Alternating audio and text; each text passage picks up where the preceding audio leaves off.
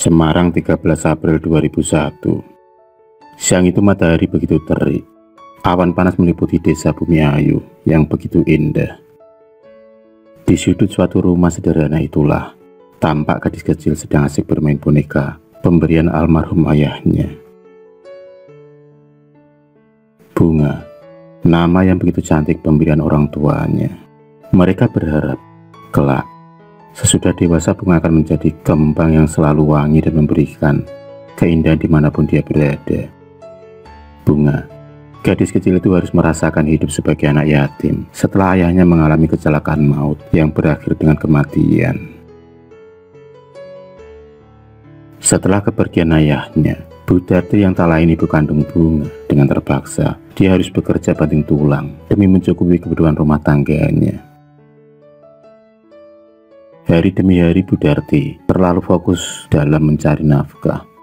Tapi kini kehidupan Budarti mulai membaik setelah dia menikah lagi dengan seorang duda pemilik toko sembako di pasar. Kehidupan baru mulai mereka jalani. Sebagai seorang istri, wajib hukumnya ikut kemana suaminya pergi. Maka diboyonglah Budarti dan Bunga ke rumah Pak Pujo. Rumah yang lumayan besar itu hanya ditinggali 3 orang saja, yakni Pak Pujo, anaknya dan juga Mbah Gino, yang tak lain bapak kandung dari Pak Pujo sendiri. Mereka sangat senang dalam menyambut anggota baru dalam keluarganya. Paling tidak, kini ada seorang wanita yang bisa mengurus segala keperluan rumah tangga.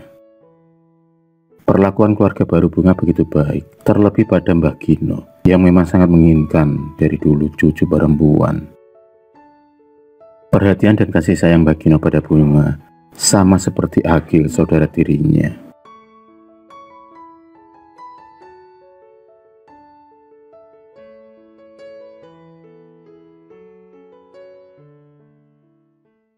Kehidupan Bunga seakan lengkap dari sempurna, terlebih pada Budarti yang tak lagi berusaha payah mencari nafkah. Pak Gino laki-laki tua itu sering memanjakan Bunga. Bahkan di usianya yang menginjak 8 tahun itu, dia masih sering dipangku oleh Mbah Gino. Entah kenapa Bunga merasa nyaman dan merasakan kehangatan seorang ayah. Sikap Mbah Gino sering dianggap berlebihan, tapi itulah keadaannya. Mbah Gino begitu menyayangi cucu barunya itu. Di usianya yang ke-8 tahun, Bunga masih sering ditemani tidur oleh Mbah Gino, dan dia sendiri tak merasa keberatan. Tak terasa usia Bunga kini sudah 12 tahun, dan dia kini tumbuh menjadi gadis remaja yang cantik dengan kulit yang putih mulus. Melihat perubahan Bunga yang semakin cantik, Mbah Gino malah semakin memanjakannya. Diam-diam, kakek tua itu selalu masuk ke dalam kamar Bunga dan menemani tidurnya. Meski Bunga merasa risih dan keberatan, tapi Mbah Gino selalu mengancam dan memarahi Bunga jika melarangnya. Bunga ingin sekali melaporkan perlakuan Mbah Gino pada ibunya, tapi lagi-lagi ibunya tak percaya dan menyalahkan Bunga yang terlalu mengada-ada. Budarti yang dulu perhatian kepada Bunga, kini seakan sirna setelah kelahiran adik barunya. Malam itu, hujan pun turun begitu derasnya. Bunga merasa sakit perut yang begitu melilit. Tubuhnya gemetaran, serta suhu badannya yang begitu tinggi. Di waktu bersamaan, Mbah Gino juga mengalami lemah jantung. Penyakit yang lama dideritanya kini kambuh lagi. Budarti dan Pak Pujo merasa kebingungan dalam menangani keduanya. Di rumah sakit yang sama, mereka pun dirawat. Setelah melakukan pemeriksaan lebih lanjut, akhirnya dokter mengatakan kalau Bunga hamil 2 minggu.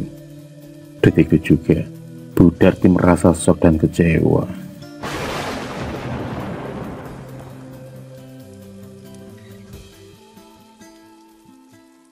Anak yang seharusnya menjadi kebanggaan keluarga, kini dengan terang-terangan telah mencoreng nama baik keluarga.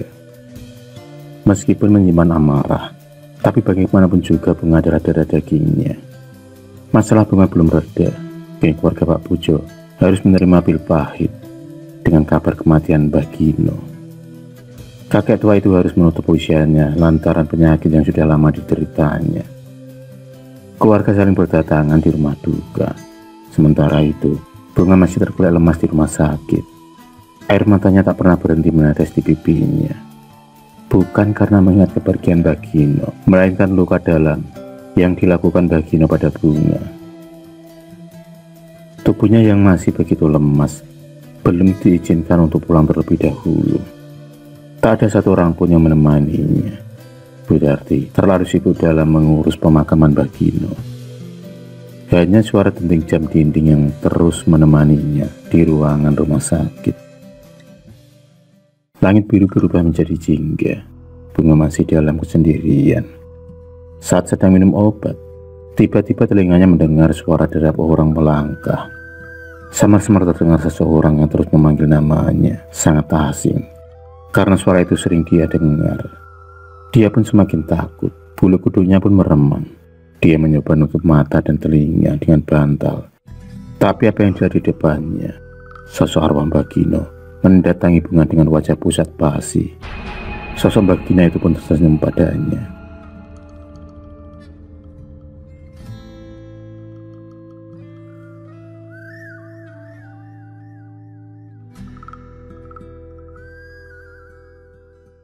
Sementara itu di kediaman Pak Pujo sedang diadakan tahlilan.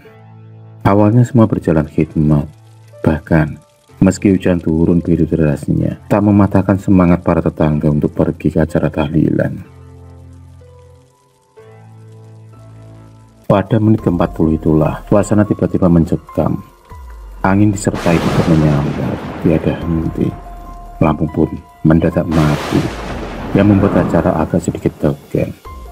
Pak Pujo dan sang istri pun mencoba tenang dan berharap suasana bisa normal kembali. Pak Pujo mencoba mencari lilin untuk penerangan sementara. Karena minimnya cahaya, Pak Pujo pun kesusahan. Dia pun meraba-raba setiap isi laci.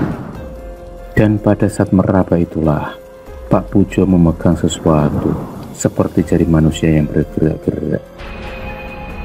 Jari itu memegang erat tangan Pak Pujo. Dan benar, benda bulat yang ada di jari tersebut sangat tak asing baginya. Batu akik milik Bagino. Ya, dia yakin jari-jari tersebut adalah milik bapaknya. Tapi bagaimana mungkin hal itu bisa terjadi? Pak Pujo akhirnya bisa terlepas dari jari-jari tersebut setelah dia mengibaskan dengan keras.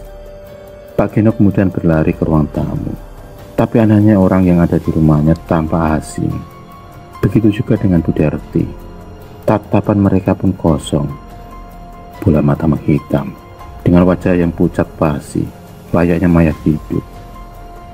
Secepat kilat Pak Pujo pun berlari ke kamarnya guna mencari perlindungan.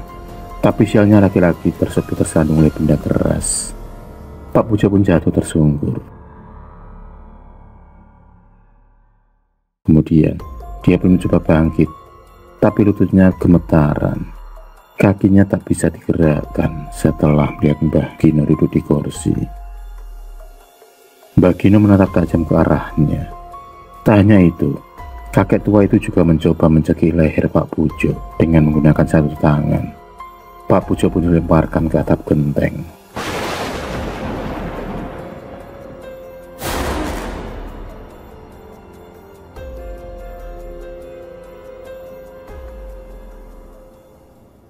Hampir saja Pak Pujo mati dibuatnya.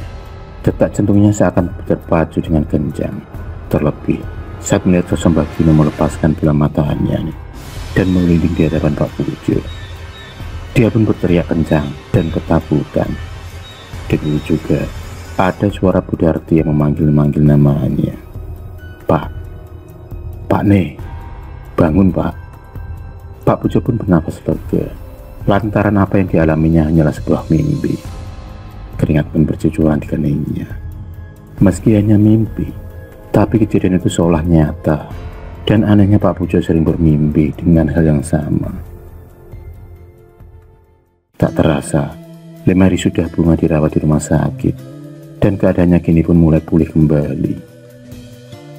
Setelah agak tenang, barulah Budarti mencoba bertanya secara perlahan-lahan kepada Bunga.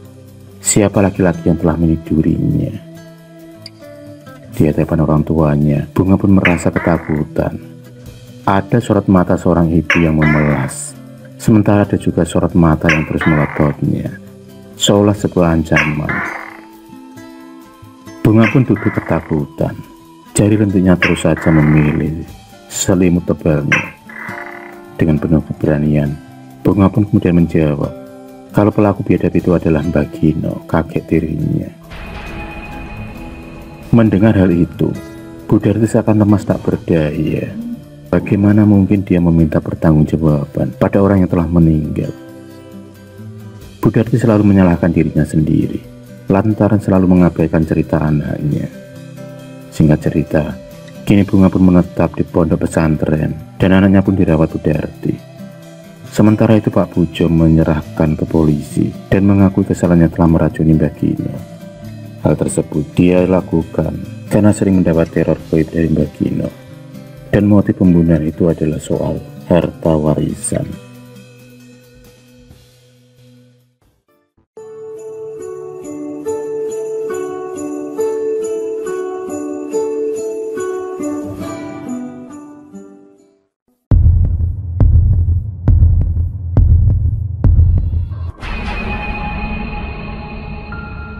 Terima kasih sudah menonton video cerita bergambar ini. Klik subscribe untuk terus mendapatkan video-video cerita bergambar selanjutnya. Semangat berkarya.